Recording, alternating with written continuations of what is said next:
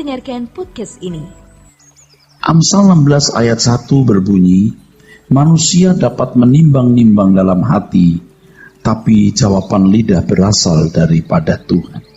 Jadi saya mengambil ayat ini bukan dari mana-mana, saudara. Dari buku. Dari buku yang disusun oleh mereka yang mau membela pandangan bahwa Allah menentukan segala sesuatu. Semua kejadian, semua peristiwa Allah yang menentukan dalam kedaulatannya.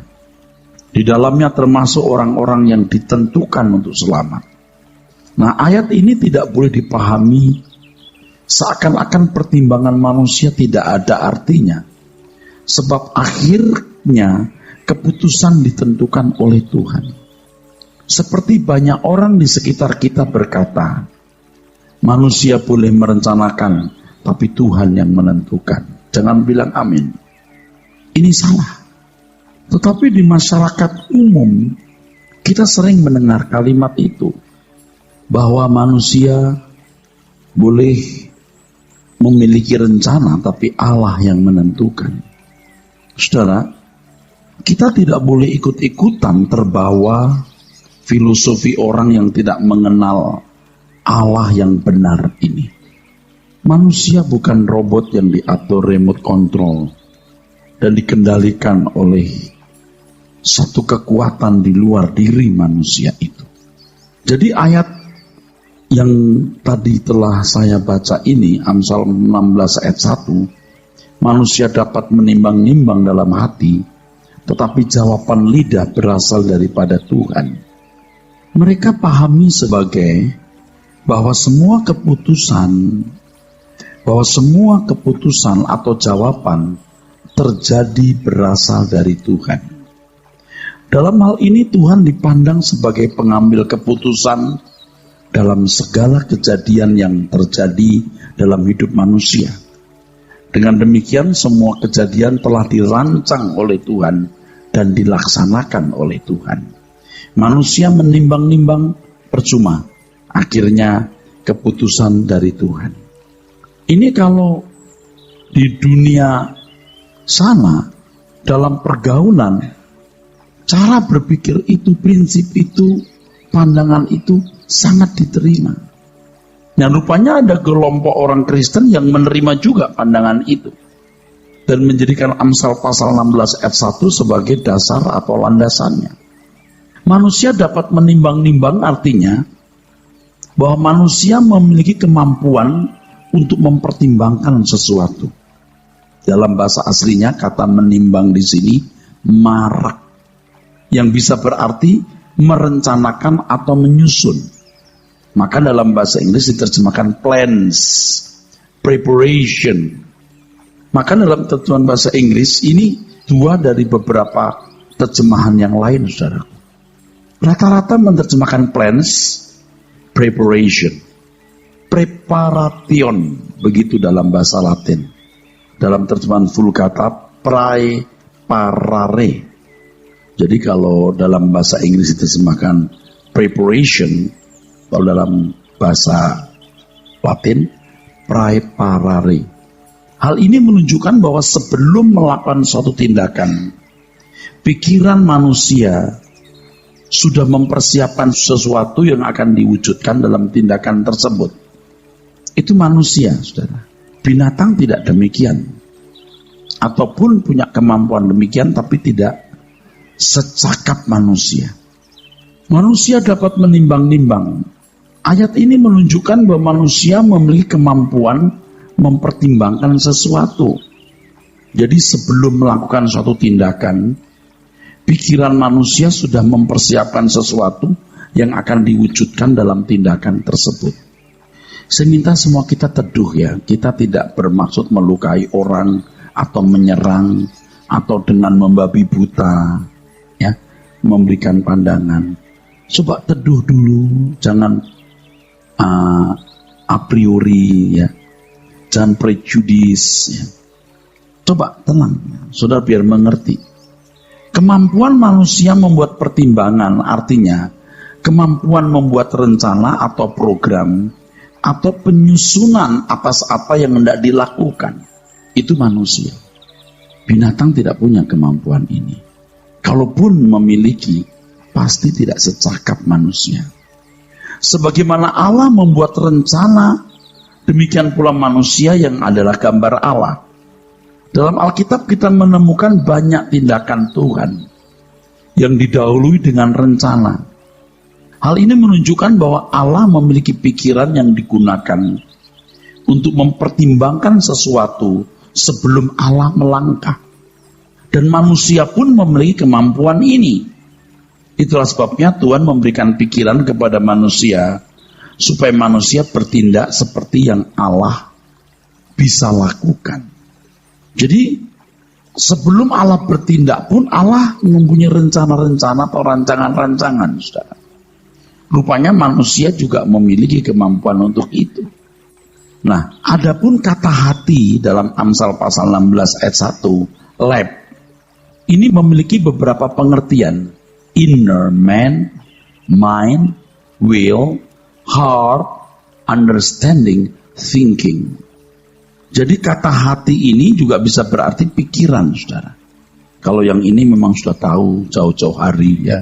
Dari dulu saya tahu yang namanya lab itu juga berarti pikiran. Nah, coba kita teduh ya. Sebenarnya dengan adanya pikiran dan perasaan yang diberikan Tuhan, secara tidak langsung di situ ada isyarat yang jelas bahwa Tuhan memberi kebebasan kepada individu untuk mengambil keputusan dari kemampuannya mempertimbangkan sesuatu. Pikiran yang diberikan Tuhan kepada manusia mengisyaratkan adanya independensi manusia. Itulah sebabnya Allah tidak mencegah manusia ketika manusia memetik buah terlarang di Taman Eden. Allah hanya memberi petunjuk, nasihat, dan peringatan, tetapi Allah tidak mengatur dan mengendalikan manusia. Manusia harus memutuskan sendiri dan mengambil tindakan. Itulah konsekuensi bagi manusia atas pertimbangan dan keputusannya, yaitu manusia harus mati. Ini dalam kisah kejadiannya. Juga konsekuensi bagi Allah yang harus mengusir manusia dari Eden. Walaupun itu tidak dirancang oleh Tuhan, tidak dikehendaki oleh Tuhan. Tapi saudara, tidak bisa dihindari. Ketika terjadi hal tersebut, maka Tuhan harus bertindak.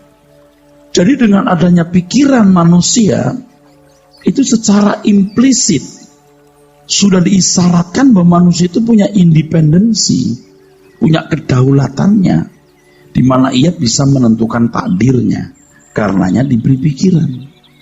Dengan demikian jelas bahwa manusia itu makhluk yang memiliki kehendak bebas. Sangatlah keliru kalau orang berpikir bahwa manusia hidup dalam kendali Allah secara absolut sehingga pikiran manusia tidak bisa optimal digunakan. Jadi ada orang yang berkata, iya, Tuhan beri manusia pikiran, tapi tetap itu semua di dalam kendali Tuhan. Kalau pikiran manusia tidak dapat digunakan secara optimal, berarti ada batas-batas yang manusia bisa lakukan, sehingga manusia tetap harus ada di dalam suratan naskah atau takdir Tuhan. Ia punya pikiran, tapi pikirannya tidak akan membuat ia mampu menentukan takdirnya sendiri, karena Allah yang menentukan takdirnya. Lalu saya berkata, kalau pikiran manusia tidak dapat digunakan secara optimal oleh manusia, maka Tuhan tidak akan pernah menganjurkan atau memerintahkan agar manusia mengasihi Tuhan dengan segenap hati, segenap jiwa, segenap kekuatan, segenap akal budi. Fairnya begitu, saudara. Anda ngerti saya ngomong apa? Manusia memang diberi pikiran, perasaan, tetapi pikiran perasaan manusia tidak bisa menentukan takdirnya, karena Allah yang menentukan takdirnya. Oh, tidak bisa. Pikiran pasti digunakan manusia optimal. Yang oleh karenanya Tuhan berkata, kasihlah Tuhan Allahmu dengan segenap. Berarti kau bisa mengasihi Tuhan dengan setengah. Berarti kau bisa mengasihi Tuhan dengan setengah, atau tidak mengasihi sama sekali. Atau mengasihi Tuhan tidak sesuai standar, yaitu segenap. Nah, coba teduh, pikirkan, saudaraku, pikirkan. Kalau sudah punya premis yang salah, orang mendengar ini nggak mau tahu. Karena sudah terlanjur punya premis yang salah. Bisa begitu. Ya udah, nggak apa-apa. Kita kan akan terus menulis buku, belajar terus. Semua sinergi loh, nggak ada yang bertentangan loh. Saudara tanya saya malah yang bertentangan saya kasih tahu. Nggak ada yang bertentangan. Nggak ada. Kalau ada tanya. Kalau Allah menentukan segala sesuatu ya apa artinya kita harus berdoa. Itu aja sudah kacau. Jangan berkata begini. Kalau aku berdoa seakan-akan aku menentukan takdirku. Kalau aku berdoktrin seakan-akan Tuhan yang menentukan takdirku. Kan jadi konyol. Kalau dalam bahasa orang teologi, kalau aku berdoa seperti orang Arminian. Tapi kalau aku bicara soal doktrin, aku orang Calvin. Ada yang begitu. Kalau saya berdoa sebagai anak Tuhan. Kalau aku berdoktrin juga sebagai anak Tuhan. Yang bagaimana? Ya soal Alkitab. Jadi nggak ikut-ikut Calvin atau Arminian ya. Teologi saya bukan teologi Arminian, sorry. Jangan berpikir teologi Arminian. Saya tidak setuju dengan ada pandangan Arminian yang saya tidak setuju. Oke, dalam pikiran yang diberikan manusia secara implisit dikemukakan bahwa manusia memiliki kedaulatan. Dalam kedaulatan tersebut manusia dapat mempertimbangkan sesuatu dan mengambil keputusan. Selanjutnya kalimat tetapi jawaban lidah berasal daripada Tuhan. Harus dimengerti maksudnya. Kata jawaban dalam teks aslinya maneh. Yang memiliki pengertian selain jawaban juga respon atau tanggapan. Tapi juga berarti tempat untuk melaksanakan suatu tugas. Saya ngomong ini bukan karena saya pinter. Saya lihat kamus saja. Saya ikutin aja kamus. Manusia bisa dan boleh mempertimbangkan sesuatu. Tapi bagaimanapun kemampuan manusia sangat terbatas. Sehingga hasil pemikiran atau pertimbangan manusia tidak tepat. Seharusnya manusia memperhatikan pertimbangan Tuhan. Sebab pertimbangan Tuhan atau hasil pemikiran Tuhan pasti sempurna. Jawaban lidah berasal daripada Tuhan. Nanti kita akan mengerti seakan-akan ayat ini berkata, tanyalah kepada Tuhan. Dengarkan jawaban. Temukan tempat di mana kamu harus melaksanakan sesuatu. Manusia bisa dan boleh mempertimbangkan sesuatu, tapi kemampuan manusia terbatas. Seharusnya manusia memperhatikan pertimbangan Tuhan. Sebab pertimbangan Tuhan atau hasil pemikiran Tuhan pasti sempurna. Kalau seandainya Hawa memperhatikan nasihat Tuhan, jangan makan buah ini, kata Tuhan. Pada hari kau makan buah ini, kamu akan mati. Maka ia tidak akan memetik buah terlarang itu. Tetapi kenyataannya Hawa lebih memperhatikan perkataan ular sehingga mengambil keputusan yang salah. Maaf, ini Kejadian 3 ayat 6 maksudnya. Coba dibaca, ayat ini menarik ya. Dalam hal ini manusia menggunakan kedaulatannya secara keliru. Kejadian 3 ayat 6, mari dibaca. Perempuan itu melihat bahwa buah pohon itu baik untuk dimakan dan sedap kelihatannya. Dia mempertimbangkan sesuatu. Pertimbangannya berangkat dari perkataan ular itu. Kau makan buah ini, kamu tidak akan mati. Makanya buat dia menarik. Kalau kita membaca dari ayat pertama, kedua, ketiga, bisa dapat gambaran. Tapi waktu kita tidak cukup. Nanti baca sendiri ya. Indah sekali. Jadi kalimat, tetapi jawaban lidah berasal daripada Tuhan. Maksudnya adalah bahwa dalam mempertimbangkan sesuatu atau hendak mengambil keputusan atau merencanakan sesuatu, seharusnya memperhatikan nasihat, pertimbangan dan petunjuk Tuhan. Makanya ada satu terjemahan bahasa Inggris, ini saya ambil dari The Message ya. Everything with a place and a purpose mortal make elaborate plans, but God has the last word. God has the last word. Artinya apa, saudaraku? Kalau dalam bahasa Inggris yang lain, but the answer of the tongue is from the Lord. bahwa yang terbaik atau yang paling benar adalah pertimbangan Tuhan. Manusia boleh mempertimbangkan suatu, tapi yang terbaik, yang paling benar adalah pertimbangan Tuhan. Saya itu nggak ngerti kok orang, kok enak aja gitu loh, pakai ayat itu lalu mengatakan orang boleh merencanakan, Tuhan yang menentukan. Nggak bisa ngerti saya, saudaraku, nggak bisa ngerti. Udah kok begitu gitu loh, udah terkunci dalam premis yang salah itu loh, saudaraku. Kan lebih tepat begitu. Manusia boleh mempertimbangkan, tetapi jawaban lidah berasal dari Tuhan. Artinya yang terbaik atau yang paling benar adalah pertimbangan Tuhan. Amin gak? Bagus ya saudara? Bagus sekali. Dengan kalimat tetapi jawaban lidah berasal dari Tuhan, sesungguhnya ada nasihat di situ, ada anjuran agar umat Tuhan harus memperhatikan apa yang dikehendaki oleh Allah. Makanya di Yakobus pasal 4, 13-15, coba di situ dibaca. Yakobus 4 ayat 13-15. Ya. Hari ini atau besok kami berangkat ke kota Anu, dan di sana kami akan tinggal setahun dan berdagang serta mendapat untung. Sedang kamu tidak tahu apa yang akan terjadi besok. Apakah arti hidupmu? Hidupmu itu sama seperti uap yang sebentar saja kelihatan lalu lenyap. Sebenarnya kamu harus berkata, jika Tuhan menghendakinya, kami akan hidup dan berbuat ini dan itu. Saudara, kalau membaca Alkitab, orang-orang hebat perjanjian lama itu tanya Tuhan dalam segala hal. Waktu Daud di kota Ziklag, ya, istrinya ditawan, semua istri-istri para prajurit dan penggawan hulu balangnya, hartanya semua dirampas. Jadi orang-orang itu menangis, meratap karena istri mereka habis, anak mereka dibawa oleh orang Amalek. Daud mau dilempari batu lagi. Aduh, udah jatuh ketimpa tangga. Di negaranya sendiri dia mau dibunuh Saul. Dia pindah ke daerah Filistin.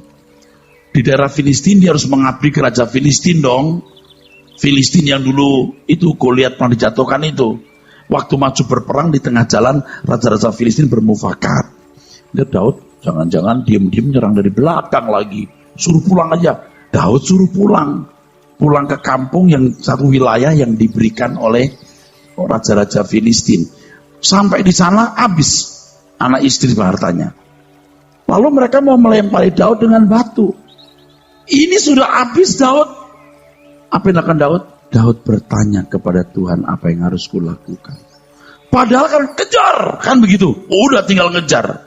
Mereka jago-jago perang, mereka orang-orang nekat, apalagi anak istrinya sudah habis. Wah, tambah nekat itu.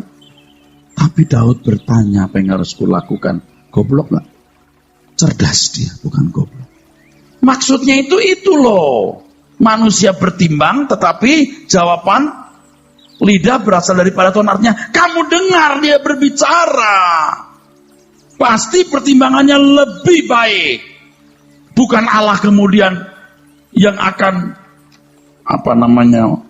melakukan kehendaknya. Gak peduli pertimbanganmu apa.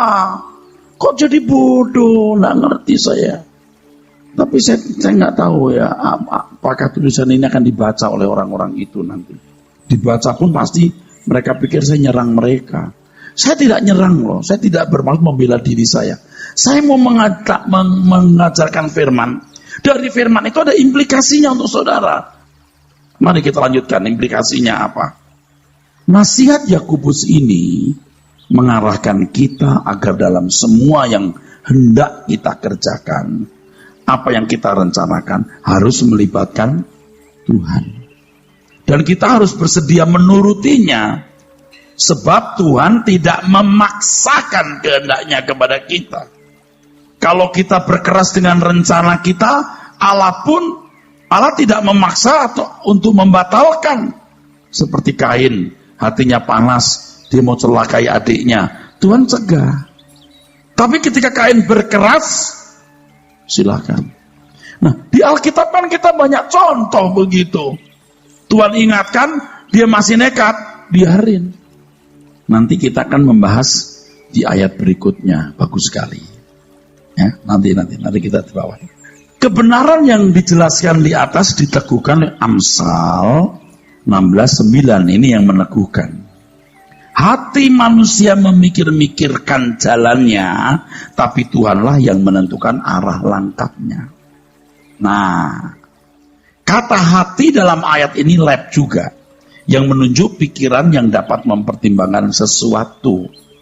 Adapun kata memikir-mikirkan dari terjemahan Kasab, ini punya beberapa pengertian: to think, to plan, esteem, calculate, invent, make a judgment, imagine, to count. Nah, itu artinya merencanakan, harga diri, menghitung, menemukan, membuat penilaian, membayangkan. Kan kalau kita mau eksplorasi Alkitab dengan jujur, ya semua kemungkinan dari kata itu diterjemahkan, dimunculkan. Betul nggak saudara?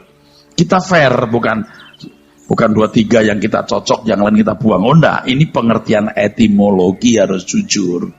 Makanya kalau orang mau menerjemahkan buku harus punya license, dia harus diambil sumpah. Enggak boleh terjemahkan salah. Pembicara juga begitu. Saya pernah kok mendengar, saya kira bukan satu kali, orang khotbah pakai bahasa Yunani, Ibrani. Salah. Kamu enggak belajar, kamu dengar dari siapa? Gue nggak ngerti. Makanya saya takut loh saudara kalau sampai salah.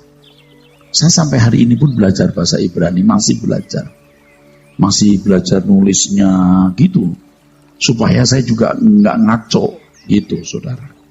Kalau datang ke rumah saya, kan ada papan tulis seperti ini tulisan Yunani Ibrani itu bolak balik itu. Nanti kalau ada kata yang bagus saya tulis Alepet Gimel Dalet. Saya masih ingat ini Pal, Gipal, Gipil. Saya belajar untuk mengingat kembali, suka lupa soalnya ya. Ya saya bukan serba pinter, tapi harus tanggung jawab aja saudara. Ya, oke. Kata jalan dalam bahasa aslinya adalah derek, yang berarti sebuah journey, manner, distance, road, way. Ya, jalan panjang. Hati manusia memikir-mikirkan jalannya. Artinya manusia mempertimbangkan bagaimana menjalankan atau menjalani hidupnya. Sederhana kan? Hal ini menunjukkan bahwa manusia memiliki tanggung jawab sendiri untuk mengarahkan hidupnya, bukan orang lain. Karena manusia harus mempertanggungjawabkan dirinya sendiri suatu hari di hadapan Tuhan. Nah ini gak perlu saya kasih ayatnya atau dijelaskan, karena kemarin-kemarin dulu, ini pertemuan ke-35 kan. Kemarin-kemarin dulu kita sudah bahas, manusia pasti bertanggung jawab di hadapan Tuhan atas semua yang dilakukan. Jadi nggak ada yang berkata, wah aku nggak tahu Tuhan, kamu mesti tahu.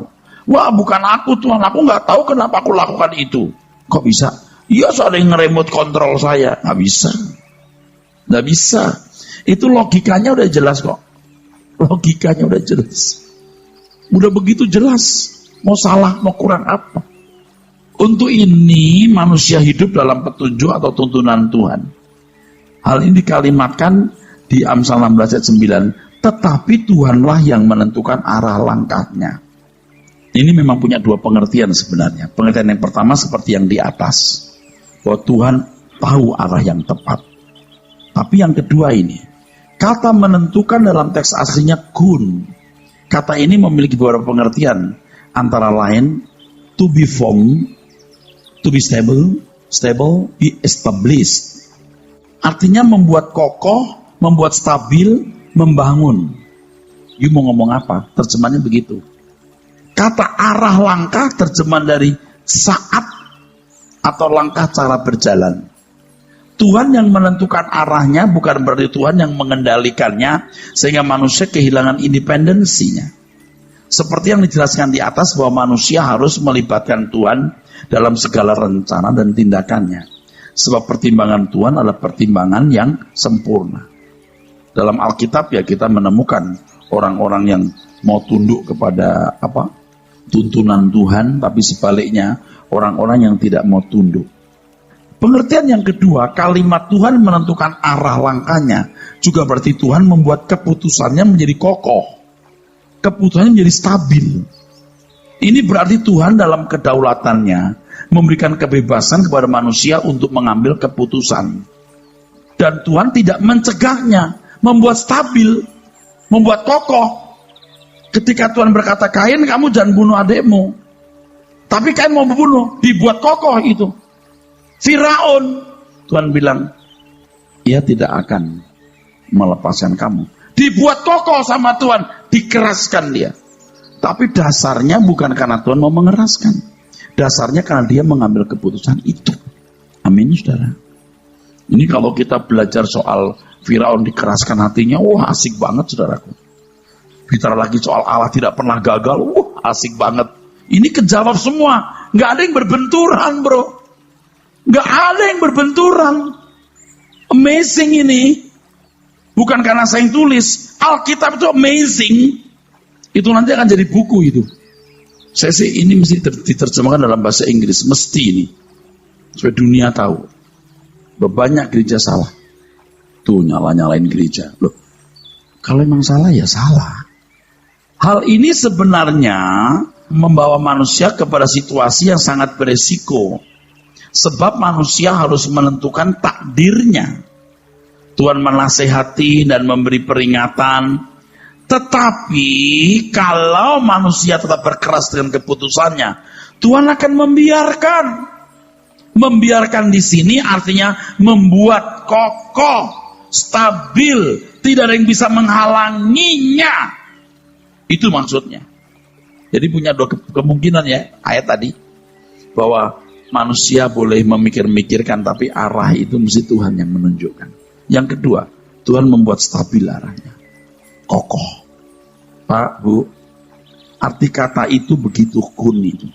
Jadi saya kan cuma mau mungut. Artinya begini, udah. You mau ribut, jangan ribut sama saya. You ribut sama Alkitab. Tapi pandangan Pak Eras, ya kamu sekarang punya pandangan, jangan lawan saya. You bikin pandangan sendiri. Dan saya tidak mau kalau kita cuma ribut di ayat ini. Karena komprehensif kebenaran itu. Misalnya orang mau membedah buku saya. Silahkan you bedah. Tapi jangan lupa ya, keselamatan gak bisa dipisahkan dari soal surga, soal Lucifer, soal Allah, soal Tritunggal. Jadi kalau cuman itu yang diomongin, bodoh kita mau ngomong saat. Harus komprehensif. Jadi soal Allah Tritunggal, soal itu kristologi, soal selamat Roh Kudus, surga. Ini kan belasan judul. Sebagian udah jadi buku, sebagian belum di komputer saya. Nanti akan jadi buku semua. Jadi komprehensif. Jangan cuma sepotong parsial di debat, nggak bisa. Seperti ini. Jangan saya nggak mau debat. You tanya saya jawab. Mau nanya lagi saya jawab. Tapi kalau debat saya nggak mau. Kenapa? Ngerti nggak saya ngomong apa tadi? Komprehensif. You bikin buku sebanyak saya baru kita duduk itu mungkin boleh. Dan itu pun waktunya nggak akan habis sampai kita sama rambut putih, gigi kita rontok semua, masih berantem sampai masuk kubur. Ngapain kita ribut begitu? Harus komprehensif dari semua aspeknya. Makanya kasihan kalau ada anak-anak, ada bapak ibu yang tahu sepotong terus, oh itu salah, itu begini begitu. Ya kita tuh susah hati, kamu itu belum ngerti apa-apa. Jauh. Kan saya cuma menyampaikan ini stabil. Artinya kokoh. Berarti bla bla bla. Ya udah terserah situ memandangnya. Kalau saya sih nggak bisa diubah. Nggak bisa diubah, ini mah udah final kalau saya. Udah tua, saya sudah mau mati juga. Jadi saya udah nggak mau rubah-rubah teologi saya. Aku harus ketemu Tuhan tiap hari. Sebentar lagi kita berdoa, kita ketemu Tuhan. Dengan demikian, hal ini terkait dengan soal menghujat Roh Kudus. Menghujat Roh Kudus itu dosa yang tidak diampuni. Kenapa? Begini, saudara. Jadi pada waktu seseorang bikin salah, ditegur. Jadi pada waktu orang jatuh bikin salah, Roh Kudus tegur. Dia nggak mau tahu, bikin salah lagi, ditegur lagi. Salah lagi, ditegur lagi. Sampai titik Roh Kudus gak akan bicara lagi. Allah tidak punya representatif. Allah gak punya wakil. Kecuali apa? Kalau Roh Kudus tidak didengar, sampai pada titik tertentu dia tidak berbicara. Maka kita berkata, jangan padamkan roh. Yang memadamkan Tuhan atau kita? Ya kita, piye toh? Kita. Jangan berkata, Tuhan mau bicara sama dia, negur dia, kalau sama dia enggak. Alkitab enggak pernah begitu. Jangan padamkan roh, jangan menghujat roh. Menghujat itu, ini kita sudah pernah PA ini khusus ini ya. Artinya, tidak menghargai atau mengabaikan peringatan teguran Roh Kudus sampai Roh Kudus tidak bicara lagi. Itu namanya membuat stabil keputusannya, membuat kokoh keputusannya. Udah kokoh kan? Udah dibiarkan. Itu maksudnya. Jadi nyambung, sinergi dari semua kebenaran yang dalam Alkitab nyambung. Dan ini semua ada aplikasinya. Bukan cuma, oh iya ngerti. Ada aplikasinya. Aplikasinya adalah Anda jangan memadamkan roh. Ada. Bukan semua ilmu yang dimengerti, didebatkan. Aplikasi konkretnya. Pak, kalau kata firman Tuhan, kalau menghujat anak manusia diampuni. Kalau menghujat roh nggak diampuni. Saya nggak tulis di sini. Padahal saya udah taruh. Saya hapus lagi. Sudah taruh. Takut kebanyakan. Maksudnya begini, pada waktu Tuhan Yesus datang ke dunia, dia menginjil, dia memberitakan kebenaran, orang-orang Yahudi kan menolak. Sebagian maksudnya, sebagian besar atau hampir semua. Mereka berkata salibkan dia. Menolak. Tapi hari Pentakosta ketika Petrus berkhotbah, 3.000 bertobat, betul? Lalu ribuan berikutnya lagi. Orang-orang yang sama kemungkinan besar bisa, termasuk Paulus juga kan, menentang Yesus, tapi bisa diampuni karena Roh Kudus masih bekerja, masih ada kesempatan berubah. Tapi kalau terus-menerus begitu, enggak. Makanya kalau kita ditegur Tuhan, sadar, jangan masa bodoh, diem dengan wajah tanpa dosa. Mau dibuat stabil loh. Tuhan siapa jodohku? Terus saya ketemu pria, atau ini kalau dia wanita ya, atau pria ketemu pria juga deh ya. Tuhan bilang jangan. Ya Tuhan ini kan nggak apa-apa. Jangan. Jadi lama-lama kalau nekat, Tuhan membuat stabil kokoh. Artinya membiarkan. Mengerikan. Makanya kalau ada anak-anak muda di sini, mama udah bilang jangan. You nekat. Kamu yang membuat dirimu sendiri keras. Kamu rusak. Kapan ya saya mesti bicara soal ini loh. Bagaimana meminta tanda. Catat lagi tuh.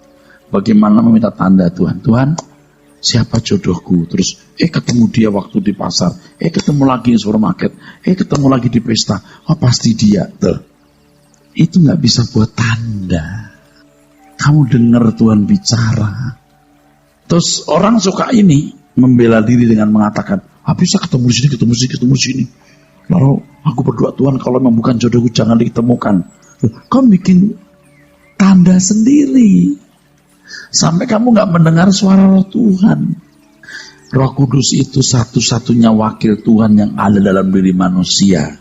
Jadi kalau suara Roh Kudus tidak didengar, kamu gak dengar suara siapa-siapa lagi. Kalau Anda masih mau datang ke gereja, masih mau berdoa, saudara itu masih bisa diperbaiki. Pak Pendeta, maaf Pak Pendeta. Kenapa? Saya jahat banget, saya bikin dosa terus, saya jatuh terus. Oke, kenapa? Saya udah mengucap Roh Kudus belum Pak Pendeta? Belum. Oh kok gitu? Kalau kamu sudah mengucap Roh Kudus, kamu gak nangis seperti ini. Dia masih punya hati. Betul gak? Sederhana.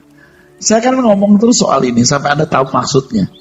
Jangan sampai Anda ketemu juga pasti orang yang berbuat dosa, gak mau ke gereja, mau jahat dengan wajah tanpa dosa. Aduh, kasihan. Jangan sampai begitu. Yang paling menyedihkan kalau sampai orang di lingkungan gereja merasa rohani tapi gak rohani. Wah, itu lebih sedih. Mulutnya, kejemnya, pelitnya, jahatnya. Dia punya alasan buat membela semua perbuatannya. Tapi kan kalau orang berjalan dengan Tuhan tahu, kamu mempermainkan dirimu dan mempermainkan Tuhan. Melengkapi penjelasan di atas, kita perlu memperhatikan Amsal 21 ayat 1. Hati raja seperti batang air di dalam tangan Tuhan, dialirkannya kemana ia ingini, kemana Tuhan ingini maksudnya. Ini ampun-ampun, ini ayat dipakai nih. Ini ayat itu dipakai oleh kelompok mereka yang mengatakan Allah menentukan segalanya. Aduh. Sekilas ayat ini mengisyaratkan bahwa Tuhan yang mengendalikan segala keputusan raja, sehingga semua keputusannya selalu sesuai dengan apa yang diinginkan oleh Tuhan. Hati raja digambarkan seperti batang air atau aliran air. Tuhan mengarahkan tujuan kemana air itu mengalir. Dengan pandangan ini seakan-akan semua keputusan raja adalah keputusan Tuhan. Saya tuh nggak ngerti loh, buku begitu bagus ditulis oleh orang yang punya titel tinggi. Aduh, saudaraku, pakai ayat ini untuk membela argumennya bahwa Allah menentukan segala sesuatu, termasuk orang yang ditentukan selamat. Benarkah demikian? Bagaimana dengan raja-raja yang jahat yang mendatangkan penderitaan dan bencana bagi banyak orang? Apakah itu keputusan Tuhan? Nanti kalau saya ngomong soal Adam dan Hawa, apakah Hawa didesain untuk jatuh? Raja semakin kuat akan semakin berpotensi mendatangkan kemakmuran yang besar, atau sebaliknya malapetaka yang besar. Menganalisa ayat ini kita harus cerdas. Tentu tidak semua raja dapat dikendalikan oleh Tuhan secara penuh. Memang ada raja-raja Yehuda yang baik seperti Daud, tetapi juga banyak raja-raja keturunan Daud yang jahat sehingga mendatangkan kesulitan bagi rakyatnya. Sebagai akibatnya Tuhan memukul mereka melalui bangsa asing. Apakah Tuhan mengalirkan keputusan mereka itu dari Tuhan, lalu Tuhan juga yang menghukum mereka? Tuhan yang mengarahkan mereka, mengalirkan keinginannya, lalu salah, lalu Tuhan memukul atau menghukum. Apa begitu? Kan enggak. Daud sendiri juga pernah membuat kesalahan yang fatal dan memalukan. Itu berarti pada waktu itu Daud tidak memiliki hati raja seperti batang air di dalam tangan Tuhan, tapi dalam tangannya sendiri. Jadi, apakah hati raja seperti batang air di dalam tangan Tuhan? Sangatlah tergantung dari kehendak raja itu sendiri, bro.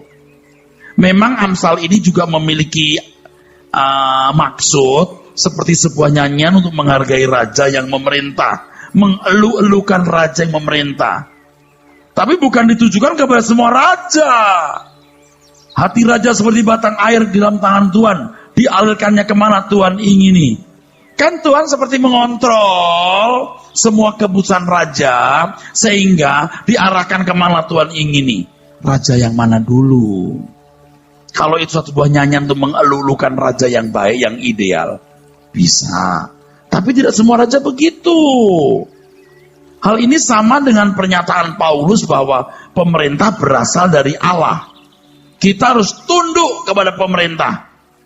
Tapi ayat itu kan tunduk pada pemerintah yang ideal. Kalau pemerintah memerintahkan kita mengkhianati Tuhan Yesus seperti pada zaman kekaisaran Roma, kita tidak boleh tunduk dong. Amin. Jadi kalau tidak semua raja benar, gak semua pemerintah juga benar. Amin. Kalau cuma mengambil satu pandangan bahwa pemerintah dari Tuhan, kita harus tunduk. Kalau pemerintahnya membuat kita berkhianat kepada Tuhan Yesus, kita nggak boleh tunduk. Seperti apa hati raja seperti batang air, raja mana dulu dong? Kok begitu aja nggak ngerti loh? Apa nggak stres kita? Amin. Segitu loh. Itu aja salah loh. Saya nggak bisa ngerti apalagi yang lain. Pasti banyak salah. Anda ngerti? Saya nggak bilang siapa-siapa. Salah. Dulu juga saya tuh waktu dulu membaca ayat-ayat ini. Kan di buku-buku dogmatika. Saya udah amin aja ya bener. Tapi kan setelah dapat pencerahan-pencerahan. Buset. Salah ya. Jadi sangatlah keliru kalau ada pandangan yang menggunakan Amsal pasal 21 ayat 1 sebagai landasan seakan-akan segala sesuatu terjadi dalam kehidupan ini atas pertimbangan Tuhan dan keputusannya. Sejatinya hanya batang air yang ada di tangan Tuhan yang dialirkan kemana Tuhan menginginkannya, yaitu batang Tuhan di tangan Tuhan. Kalau di tangannya sendiri nggak bisa. Seperti Raja Ahab nggak bisa. Dia mengalirkan keinginannya ya sesuai dengan apa yang dia hasrati. Nabi-nabi Tuhan dibunuh. Apa itu dialirkan Tuhan? Lalu tampil Elia mengajak bergulat atau kompetisi dengan nabi-nabi Baal. Betul nggak? 450 nabi Baal mati dibunuh. Ayo buktikan Allah mana yang benar. Sebelum itu nabi-nabi Tuhan dibunuh oleh Raja Ahab dan istrinya Isabel yang Isabel. Nah coba kira-kira apakah hati raja itu digerakkan Tuhan? Enggak kan? Oh kan mestinya harus cerdas. Amin.